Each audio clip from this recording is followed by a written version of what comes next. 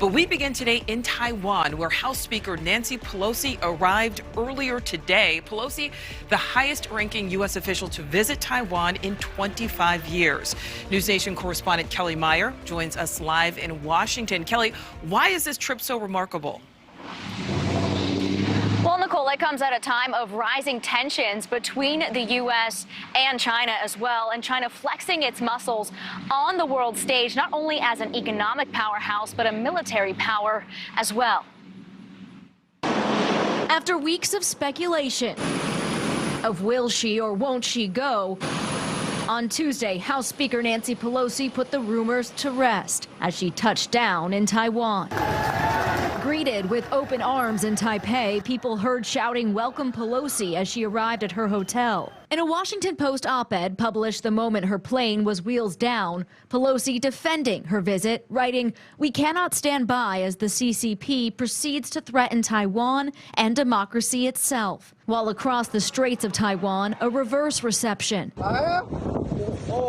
with the Chinese military put on high alert with live fire drills and exercises. Pelosi is the first Speaker of the House and highest-ranking U.S. official to set foot in Taiwan since 1997.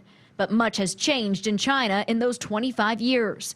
Its economy exploding, now ranking as the world's second largest, behind only the U.S. And China is the world's largest manufacturing power, the leader in technology exports.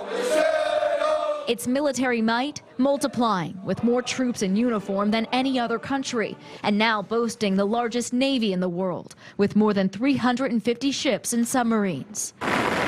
This as U.S. warships patrol the waters near Taiwan, with the aircraft carrier USS Ronald Reagan and its massive strike force now in the South China Sea.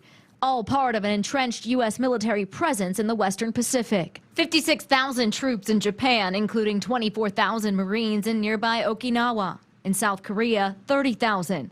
And 12,000 U.S. troops in Guam. The threat from China escalating as their rhetoric ramps up, seeing the latest U.S. actions as provocative. The United States should and must bear full responsibility for this. And Speaker Pelosi getting a lot of praise from Republicans here on Capitol Hill, including from Missouri Senator Roy Blunt, sharing today the words he never thought he would utter, saying, quote, "Speaker Pelosi was right." Nichole?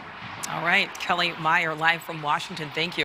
Thank you for watching. Go to newsnationnow.com to find NewsNation on your television provider. And don't forget to click the red subscribe button below to get more of NewsNation's fact-driven, unbiased coverage.